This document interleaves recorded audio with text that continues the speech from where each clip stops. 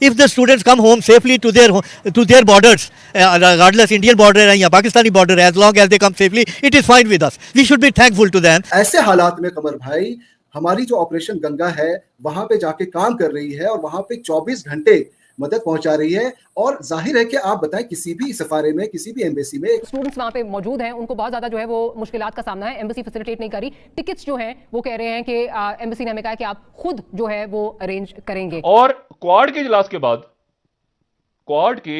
के बाद जो एलामिया जारी हुआ व्हाइट हाउस की तरफ से, उस एलामिया में मॉस्को का जिक्र ही नहीं है। क्वाड की मीटिंग्स भी चल रही है, उधर रशिया में पुतिन से भी बात हो रही है जिसमें रशिया के खिलाफ करारदाद पेश हुई और जो मुल्क उसमें फिर गैर हाजिर रहे रशिया के खिलाफ, उनमें से एक इंडिया था। बिलखुसूस जब ये देखते हैं हम कि इंडिया पे वो प्रेशर नहीं है, हम पे प्रेशर क्यों आ रहा है? अगरचे हमने उनका फ्लैग यूज किया है और हम अगर यूज करते हुए अगरचे हम निकल पाए हैं। इंडिया ने स्टांस लिया और इंडिया का जो स्टांस है वो सवाल यह है कि वो उसने एक और चीज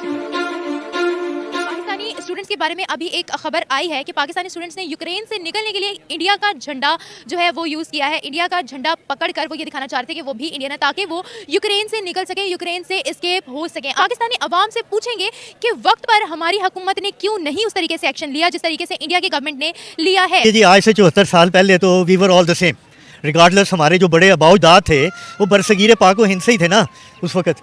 तो लिहाजा अगर जंग के सिनारियों में ऐसा सूरत अगर बन जाती है कि हमारे स्टूडेंट्स ने अगर अपनी फेस सेविंग में और अपनी जान बचाने में अगर इंडियन फ्लैग को यूज़ किया है, तो आई थिंक हमें इस चीज़ को मद्देनज़र रखना चाहिए कि ह्यूमैनिटेरियन एस्पेक्ट को एक फोरमोस्ट रखना चाहिए। क्योंकि हम लोग तो 7 सदियों पहले एक ही मुल्क था, लेकिन अब सूरत हाल अगर ऐसी बनी है तो जिसमें हमें अपनी जान बचानी मुकद्दम हुई है, तो अगरचे हमने उनका फ्लैग यूज़ किया है और हम अगर यूज़ करते हुए अगरचे हम निकल पाए हैं, तो ये इसको नेगेटिवली नहीं लेना चाहिए। If the students come home safely to their borders, regardless Indian border है या पाकिस्तानी border है, as long as they come safely, it is fine with us. We should be thankful to them that they help out on the flag taking, they help out on that or to some extent. ऐसे हालात में कमर भाई हमारी जो operation Ganga है वहां पे जाके काम कर रही है और वहां पे 24 घंटे मदद पहुंचा रही है। और जाहिर है कि आप बताएं किसी भी सफारे में किसी भी एम्बेसी में एक बहुत ही लिमिटेड नंबर के स्टाफ होते हैं और उनकी अपनी फैमिलीज होती है, अपनी रिस्पॉन्सिबिलिटीज होती हैं, सबको फिक्र है। अब वैसे में कोई भी किस तरह से हेल्पलेसनेस की जो सिचुएशन होती है, मैंने खुद वो देखा है, आपको अंदाजा होगा। उन तमाम चीजों में कोशिश तो ये हो रही है ना कि उन तमाम लोगों तक पहुंचा जाए, और ये बहुत ही पसंद करने वाली चीज है जो हो रही है। और उसके बावजूद भी हमारे यहाँ पे कई फ्लाइट्स आ रही हैं, स्पेशल फ्लाइट जा रही है, हमारे यहाँ के कई मिनिस्टर्स वहाँ के नेबरिंग कंट्रीज में जाके खुद उसको ओवरसी कर रहे हैं, देख रहे हैं कि कैसे चीजें और ज्यादा अच्छी तरह से हैंडल हो सके। तो ये कहते हैं कि सेंसिबिलिटी, कितना सिंसियरिटी है किसी गवर्नमेंट में। और ये हमारे आज की बात नहीं है, हमेशा से, मैंने तो 2003 की आपको मिसाल दी और हमेशा से रही है। क्योंकि हिंदुस्तान के अंदर जो है ना, ये बहुत अहम बात है समझने की कि ये हमेशा सोचा कि उनके सिटीजन जहां पे भी मौजूद हो उनका ख्याल रखा जाए और कोशिश की।